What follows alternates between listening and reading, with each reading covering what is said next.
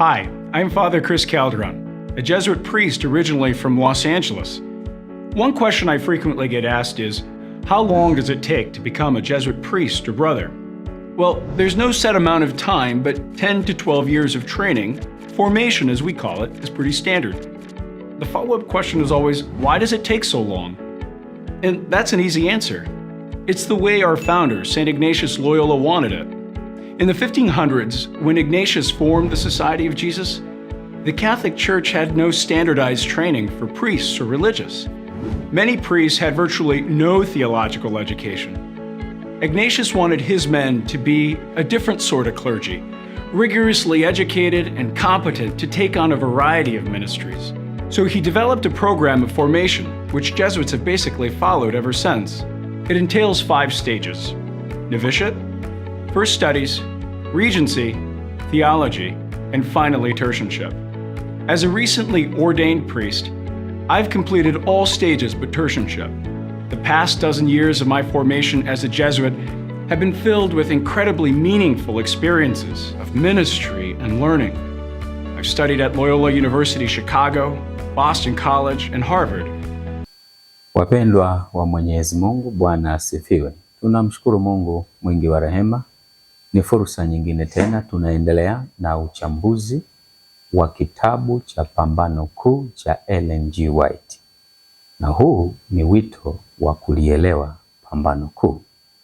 Ninayekualika ni mimi, mtumwa wa Mwenyezi Mungu, Mchungaji Fulgence Mangosongo wa Kanisa la Waadventista wa Sabato. Liko somo jingine tena lenye kichwa kinachosema kikosi kazi cha mtu wa kuasi. Kikosi kazi cha mtu wa kuasi. Na tuombe. Baba mwema, tuko mbele zako katika majifunzo haya. Tunajikabidhi mikononi mwako, mimi pamoja na mtazamaji.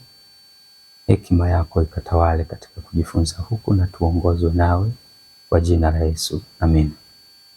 Kikosi kazi cha mtu wa kuasi. Ellen G. White katika kitabu cha Publishing Ministry ukurasa wa 358 paragrafu ya kwanza, nabii anasema, kitabu cha Pambano Kuu kinapaswa kusambazwa kwa wingi sana. Imesheheni simulizi ya wakati uliopita, wa sasa na wakati ujao. Katika uchambuzi wake wa matukio ya mwisho ya historia ya dunia hii, ina ushuhuda wenye nguvu kwa niaba ya ukweli. Nina shauku zaidi kuona kusambazwa kwa kitabu hiki kuliko kwa kitabu kingine chochote nilichokiandika. Kwa kuwa katika kitabu cha Pambano Kuu, ujumbe wa mwisho wa onyo kwa ulimwengu wote umetolewa kwa uwazi zaidi kuliko katika vitabu vyangu vingine vyovyote. Ellen G. White anasema katika vitabu vyake vyote alivyowahi kuviandika, kitabu cha Pambano Kuu kinapaswa kusambazwa kwa wingi sana. Swali ni hili: tunashiriki vipi kukisambaza kitabu hiki kwa wingi sana? Kama familia, kama mtu mmoja mmoja, kama kanisa, wachungaji na viongozi wa kanisa, tunafanya namna gani? Tunafanyeje ili kuwaongoza washiriki kukisambaza kitabu hiki kwa wingi sana? Je, ziko jitihada za kuhakikisha kitabu hiki kinapatikana tena kwa gharama nafuu ili kuwafikia watu wengi sana? Hilo linatafakarisha. Na Mungu atusaidie tufanye kwa sehemu yetu tukitii maelekezo ya Mungu. Hapa nina kitabu cha Pambano Kuu. Hili ni toleo la UPH, yani Ufunuo Publishing House. Hiki tulikuwa tukikinunua kwa shilingi 10,000, sasa kina ongezeko la 140%. Inapatikana kwa shilingi 24,000. Ninalo toleo jingine hapa la kitabu cha Pambano Kuu. Inatokea Kenya, kinaprintiwa Ujerumani. Hoja ya msingi: je, yaliomo humu ndiyo yaliomo humu? Hiki hakijagoshiwa Hakijaongezwa ama kupunguzwa, hakijachakachuliwa. Kama kiko sawa, kitabu hiki kinapaswa kusambazwa pia bila kujali kinachapwa na nani. Hoja ya msingi, tutimize agizo la kusambaza kitabu cha Pambano Kuu kama majani na kwa wingi sana. Kitabu hiki kinauzwa kwa shilingi 7,000. Sasa katika 24,000 ili nipate hiki kimoja, 7,000 kwa hiki ninapata vitatu na shilingi 3,000 inabaki. Sasa ni uchaguzi. Ili niweze kutimiza azma ya kusambaza vingi, nichukue kimoja kwa 24,000 au nichukue vitatu kwa 21,000 ili niweze kusambaza vitabu vingi zaidi. Sisambazi vitabu hivi wala sifanyi promotion kwa sababu pengine labda inafikiriwa nafanya biashara. Kitabu hiki waweza kukipata kwa wadau mbalimbali, ukifuatilia, utatafuta, utavipata. Mimi tu ninahimiza kama nabii anavyosema, tusambaze kwa wingi kitabu hiki. Sasa tuendelee na somo letu. Kikosi kazi cha mtu wa kuasi. Hili ni jeshi la upapa, kwa sababu mtu wa kuasi ndio huo upapa au papa, chini ya utawala ama mfumo wa kanisa Katoliki. Sasa kanisa Katoliki lina jeshi, ndipo utaelewa kwamba hili ni kanisa ama sio kanisa. Kanisa linamiliki jeshi, liko jeshi la kanisa Katoliki. Jeshi hili linasimamiwa na the Black Pope, yani papa mweusi.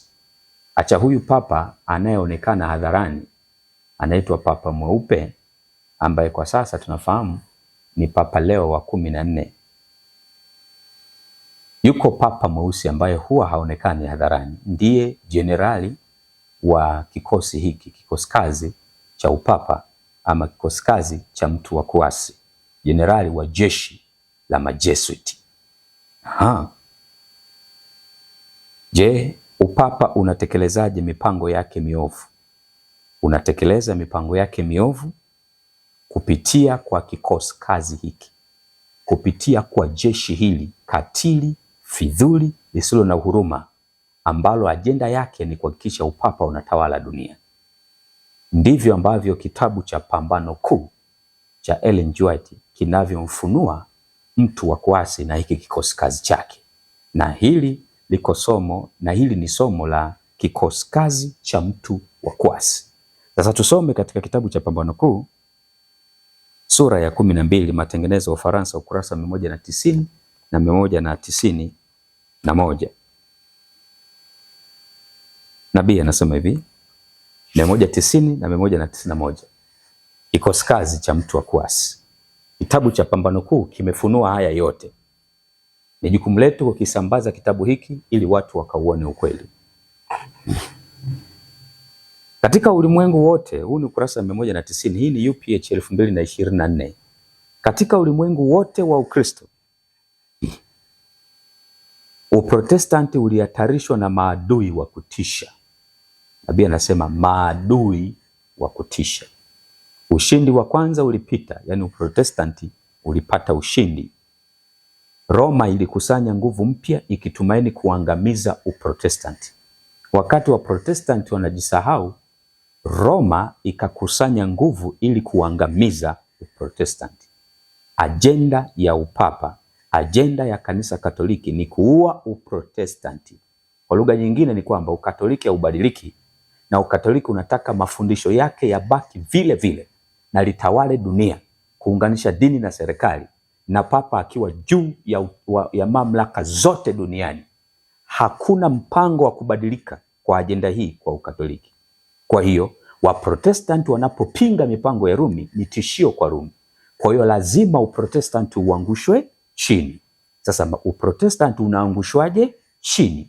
Mbinu gani upapa inatumia? Inatumia kikosi kazi ama jeshi la majesuiti. Nabii anaendelea kusema, wakati huu shirika la majesuiti liliundwa, shirika katili, fidhuli na lenye nguvu zaidi kuliko mashirika mengine yote ya kipapa. Wakiwa wamejitenga na mshikamano wowote wa kidunia. na maslahi ya wanadamu, wakiwa hawana urafiki na mtu, akili na dhamiri vikiwa vimenyamazishwa kabisa. Hawakujua kanuni nyingine, hawakuwa na mahusiano na mtu isipokuwa uhusiano na shirika lao, na hawakuwa na wajibu mwingine zaidi ya kupanua mamlaka yake. Injili ya Kristo iliwawezesha wafuasi wake kukutana na hatari na kustahimili mateso bila kukatishwa tamaa na baridi, njaa, sulubu na umaskini. Kushikilia bendera ya ukweli mbele ya kitanda cha kutesea, gereza na nguzo za kuchomea watu moto. Hayo yote yalikuwa yanafanywa na Majesuiti. Kushinda nguvu hizi, Ujesuiti ulihamasisha wafuasi wake kwa ushikiliaji sana mambo bila kutumia akili, uliowawezesha kustahimili hatari kama hizo na kupinga nguvu ya ukweli kwa kutumia silaha za uongo. Hiyo ndio kazi ya Majesuiti. Hakukuwa na uhalifu mkubwa wowote ambao wasingeweza kuufanya. Wako tayari kufanya uhalifu wowote ili watekeleze mipango yao ya kusimamisha ukatoliki duniani, upapa duniani, mamlaka ya kipapa. Hakuna uongo wowote mbaya ambao wasingeweza kuusema, wala uigizaji wowote ambao wasingeweza kuufanya.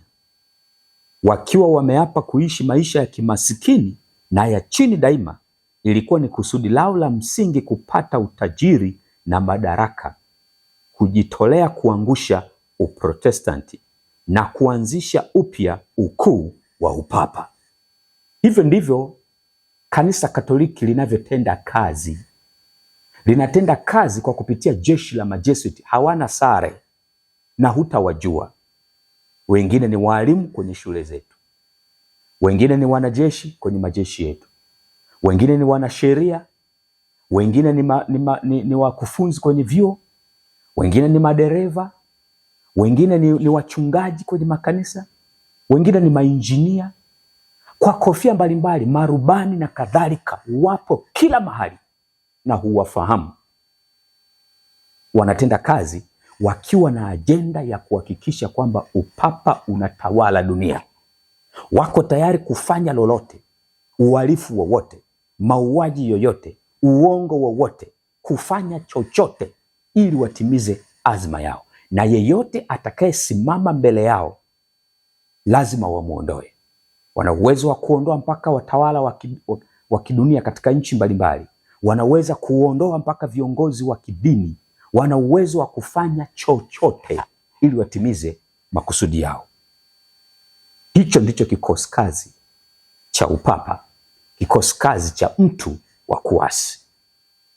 Nabii anaendelea kusema, huu ni ukurasa wa 191 kitabu cha Pambano Kuu. Walipoonekana kama wanachama wa shirika hilo la Ujesuiti, walivaa vazi la utakatifu, wakitembelea magereza na hospitali, wakiwahudumia wagonjwa na masikini, wakitangaza kwa ulimwengu kuwa wameuacha ulimwengu na kulibeba jina la Yesu ambaye alikwenda kila mahali akitenda wema. Wana muonekano wa utakatifu sana. Wamefundishwa mpaka namna ya kuongea. Habari, Mungu akubariki, unaendeleaje? Amani ya Bwana iwe nanyi. Lakini moyoni wana ajenda ya siri, na wamebeba kisasi, wamebeba chuki dhidi ya wabeba nuru, dhidi ya Uprotestanti, na wako tayari kufanya uhalifu wowote. Ni wanafiki kwa kiwango cha juu sana, na wengine kwa kutokuelewa wanawasifia kwamba huyu kardinali fulani, askofu fulani ni mwenye hekima, ni mpole, ni mnyenyekevu. Hujaelewa. Hawa watu hawana ajenda na Yesu na hawana ajenda ya kuwapeleka watu mbinguni. Ni Majesuiti wakiwa na mkakati wa kuhakikisha upapa unatawala dunia. Na kumbuka, Pambano Kuu inasema hivi: Ukatoliki ni chombo chenye nguvu cha utawala wa shetani duniani. Hawana ajenda na mbingu, hawana ajenda na mbingu. Hao ndio Majesuiti. Nabii anaendelea kusema, ilikuwa kanuni ya msingi ya shirika hilo kuwa mwisho kuhalalisha njia. Kwa kanuni hii, matendo ya uongo, wizi, udanganyifu, mauaji sio tu kuwa yalisameheka, bali pia yalisifiwa, ikiwa yalilinda maslahi ya kanisa, yani kanisa Katoliki. Kwa kofia mbalimbali, Majesuiti walipenya na kufanya kazi katika ofisi za serikali, wakipanda vyeo hadi kuwa washauri wa wafalme, wakipanga sera za mataifa. Walifanya kazi ya utumishi ili kuwapeleleze mabwana zao. Walianzisha vyuo kwa ajili ya watoto wa kiume na wana wa wafalme na malodi, na shule kwa ajili ya watu wa kawaida. Na watoto wa wazazi wa Kiprotestanti walilazimishwa kushika kaida za kipapa. Utukufu wote wa nje na kujionesha kwa ibada za Kiroma ulitumiwa kuchanganya, kuduwaza na kushika akili, na hivyo uhuru ambao baba zao waliutaabikia ulisalitiwa na watoto wao. Majesuiti kwa muda mfupi walijieneza katika bara zima la Ulaya, na kokote walikokwenda uamsho wa upapa ulitokea. Tunapozungumza sasa, wamekwisha teka serikali nyingi duniani, mpaka serikali ya Marekani inatekeleza mipango ya Majesuiti. Ajenda ni kwamba Ufunuo 13 inavyosema, wanyama wawili, wa kwanza kutoka baharini, wa pili kutoka nchi kavu, yani upapa pamoja na Marekani kuungana pamoja, na Marekani ndio itakayoponya jeraha la mauti na kufanya kupulizia pumzi ile sanamu ya mnyama, muungano wa dini na serikali, na kuhakikisha kwamba sasa upapa unatawala dunia. Hilo wamefanikiwa kwa kiwango kikubwa, na hakuna mwenye uwezo wa kurudisha nyuma mkondo huu. Ili kuwapa nguvu kubwa zaidi, amri ilitolewa kurudisha mahakama za uchunguzi. Licha ya chuki ya jumla ambayo watu walikuwa nayo dhidi ya mahakama hiyo, hata katika nchi za Kikatoliki mahakama hii ya kutisha ilianzishwa tena na watawala wa kipapa, na ukatili wa kutisha kiasi cha kutoweza kuoneshwa wakati wa mchana ulirudiwa katika magereza ya siri katika nchi nyingi.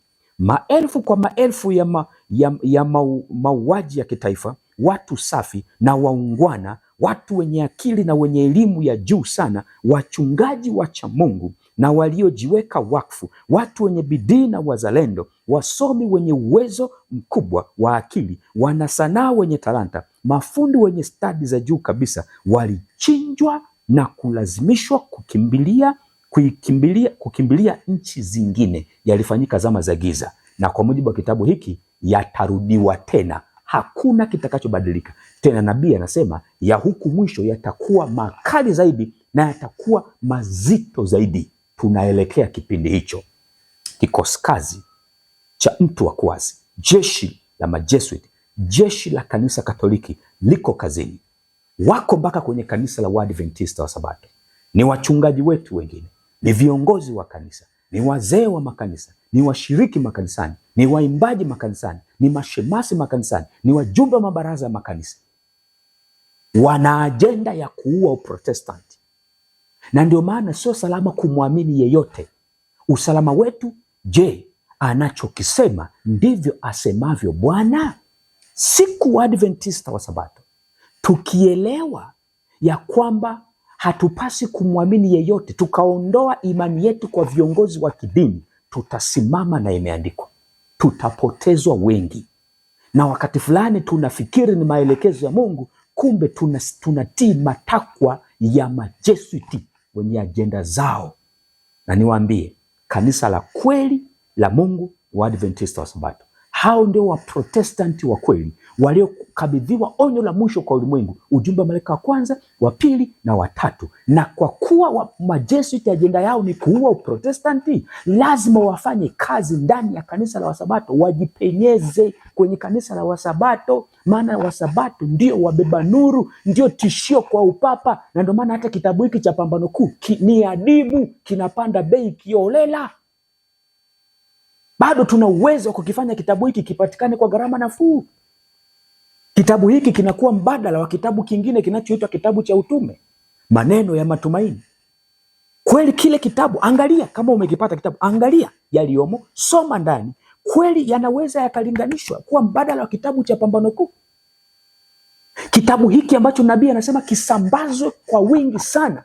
Hizi tunaacha kusambaza hiki, tunasambaza vingine. Nataka niwaambie mahali fulani tunatii maelekezo ya majesuiti.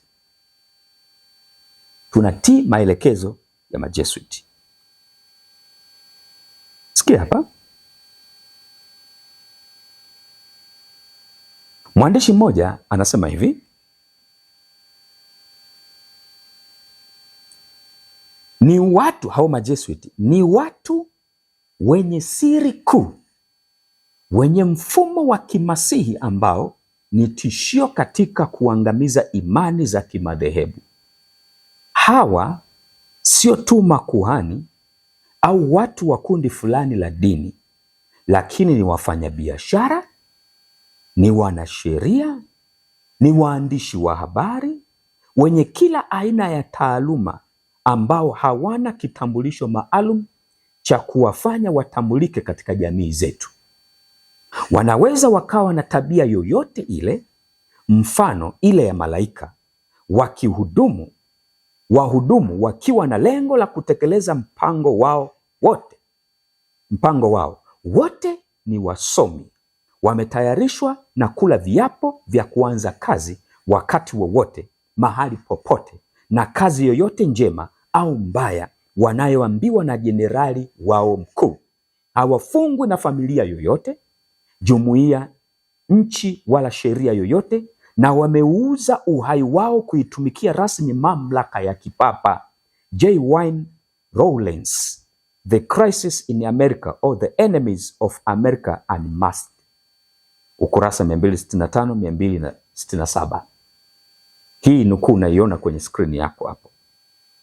Sasa sikia kiapo cha majesuiti, ili ujue kabisa kwamba hawa watu ni hatari, wakiwa na ajenda. Nitaka nikuoneshe kiapo chao kikoje. Ninaahidi na kutangaza kwamba sitakuwa na mawazo ya kufanya jambo lolote kiakili au chochote kile kwa ustawi wangu mwenyewe, nikiwa mfu au mzoga.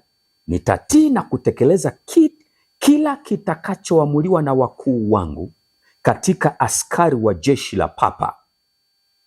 Ninaahidi na kutamka kwamba nitafanya vita bila kuchoka, kwa siri au hadharani, mara nipatapo nafasi, dhidi ya wazushi, Waprotestanti na watu waungwana, kadri nitakavyoelekezwa kuwashambulia na kuwaangamiza kutoka katika uso wa nchi, pasipo kuhurumia umri, jinsia, hali, na kwamba nitawanyonga, kuwaunguza, kuwapoteza, kuwatokosa na kuwatawanya ikibidi, kuwazika wakiwa hai wote ambao ni wazushi, kutoboa matumbo yao na ya wake zao, kupasua vichwa vya watoto wao kwenye ukuta ili kutokomeza vizazi vyao.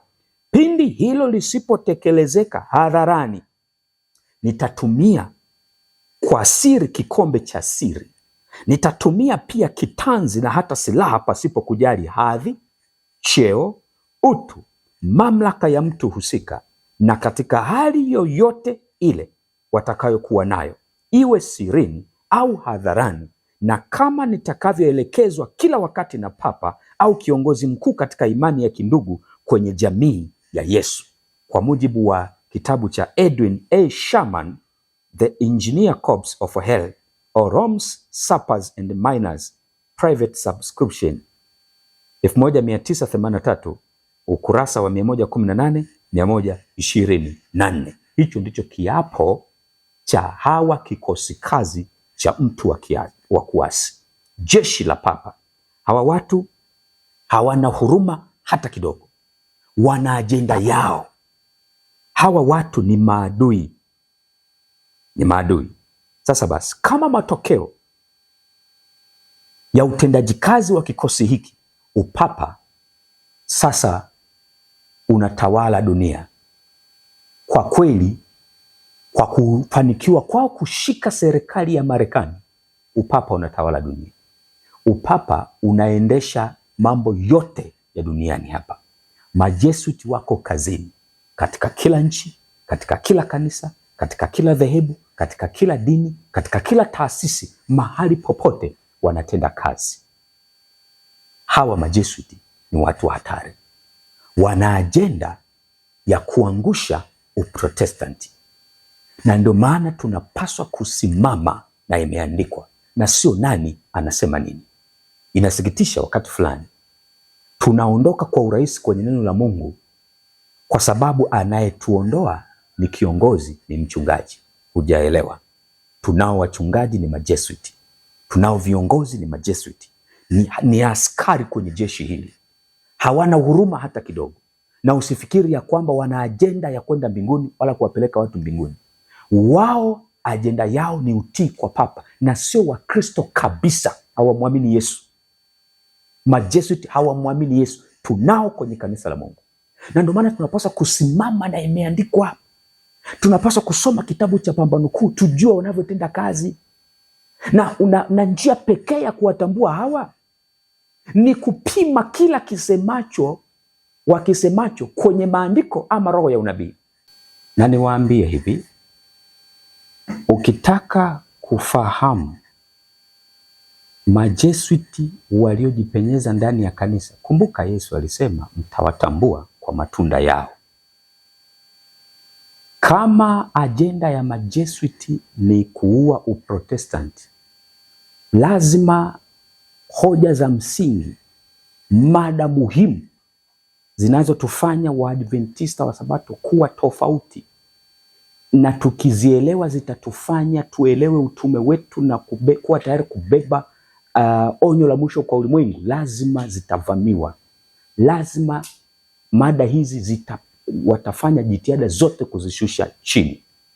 Sasa ikiwa kuna mchungaji ama kiongozi ambaye anapinga roho ya unabii, anamkataa Ellen G. White, jihadhari, yumkini huyo akawa ni Jesuiti. Kiona mchungaji, kiongozi ama yeyote kwenye kanisa la Waadventista wa Sabato anapinga unabii, hataki unabii ufundishwe, au hataki kufundisha unabii, au anawakosoa wanaofundisha unabii, jihadhari, yumkini huyo ni Jesuiti. Kwa sababu katika unabii ndipo tunaweza kuelewa alama za nyakati, dalili za nyakati. Tunaweza kuelewa mambo mazito yaliyofunuliwa. Siri za upapa zinawekwa wazi kwenye unabii. Mikakati yake ya kuitawala dunia inawekwa wazi kwenye unabii. Mikakati yake miovu inayofanywa chini kwa chini imefunuliwa kwenye unabii. Kwa hiyo kwa sababu unabii unawafunua, ajenda yao pia ni kuhakikisha unabii haufundishwi makanisani. Namba 3, tutaka kujua mchungaji, kiongozi ama yeyote kuwa ni Jesuiti ikiwa anapinga jumbe za malaika watatu. Utasikia tunapaswa kumhubiri Yesu, tusiguse imani za watu wengine. Kumbuka sisi ndio Waprotestanti wa kweli kwa ujumbe wa malaika wa kwanza, wa pili na watatu. Sisi ndio Waprotestanti wa kweli, Waprotestanti wa kweli. Sasa kama huyu kiongozi ama mchungaji anashusha jumbe hizi chini, yumkini ni Jesuiti. Namba 4, ikiwa mchungaji, mhubiri, kiongozi anajitahidi sana kubeza hukumu ya upelelezi, hapo ndipo kiini cha imani ya Waadventista wa Sabato. Jumbe za malaika wa kwanza, wa pili na watatu zinapatikana hapo patakatifu, na uhusiano na 2300 ndipo tunapata hukumu ya upelelezi. Hii ni kiini cha Uadventista. Kama kuna mchungaji anabeza hiki, yumkini ni Jesuiti. Namba 5, Mchungaji yeyote, kiongozi yeyote anapambania vyeo na madaraka kwa nguvu zote, iwe kwa ushirikina, iwe kwa kuhonga, iwe kwa kutumia ukabila, iwe kwa kupiga siasa, anataka vyeo na madaraka. Sio wote, ni majesuiti, wengine ni tamaa zao tu, lakini majesuiti kwa sababu ajenda yao ni kutaka kupanda vyeo na kushika ngazi za juu za uongozi ili waweze kubadilisha taasisi iende wanavyotaka wao, lazima wapambanie vyeo na madaraka. Hiyo ni sifa kubwa ya majesuiti. Lazima wapambanie vyeo na madaraka, na wana mtandao mkubwa wa kuwekana madarakani. Akianza kule juu atahakikisha huku chini anaweka watu wake mpaka huku chini. Ni mtandao mpana, ni system, ni mfumo kabisa wa kupambania madaraka ndani ya kanisa la Sabato, hata kwenye makanisa mengine, hata serikalini. Wanapiga siasa, ndivyo wanavyotaka kushika madaraka ili wafanye mambo yao. Sasa basi, usalama wetu ni kutomwamini yeyote. Hatuko salama. Tumevamiwa Waadventista wa Sabato. Jeshi la Mrumi hili, jeshi la upapa hili, majesuiti wa kikosi kazi cha mtu wa kuasi kinatenda kazi ndani yetu. Hatuko salama. Hawa ni maadui na ni watu hatari. Hatuwezi tukawafahamu kwa urahisi, lakini tukisimama na imeandikwa Biblia na roho ya unabii, Biblia na roho ya unabii, tunaweza kuwa salama. Hatutadanganywa kwa namna yoyote. Simama imara. Pambano Kuu hii sura ya 37 inasema maandiko ni kinga. Ninakusii, nenda kasome sura hii. Maandiko ni kinga. Hautadanganywa, hautarubuniwa, hautashtushwa na hoja hizi zinazotutoa kwenye misingi yetu. Moja ya ajenda yao nyingine, wale wote ambao hawataki kukubaliana na mipango yao, wale wote ambao wanataka neno la Mungu libaki mahali pake, wale wote ambao wameshindwa kuwashika kwa namna yoyote ile, watafanya kila njia kuwachafua na kufanya vyovyote, wakati mwingine hata mauaji. Kumbuka nilikusomea kiapo chao, hata kuua wachungaji, hata kuua washiriki, wainjilisti na kadhalika. Wale wote wanaonyanyua uprotestanti juu na kuwaambia watu ukweli na kusoma unabii na kufundisha unabii, hao ni tishio kwa majesuiti. Hata hivyo, yuko Baba mwenye hii kazi, anatulinda na ulinzi wake ni juu yako. Simama na imeandikwa, usiogope chochote. Yesu anakuja, tujiandae. Muda umeisha, bado tumelala, tuamke. Kitabu hiki tukisambaze kwa wingi sana, kitabu cha Pambano Kuu. Mungu na akubariki. Tuombe. Baba mwema, asante kwa upendo wako, kwa jina la Yesu, amen.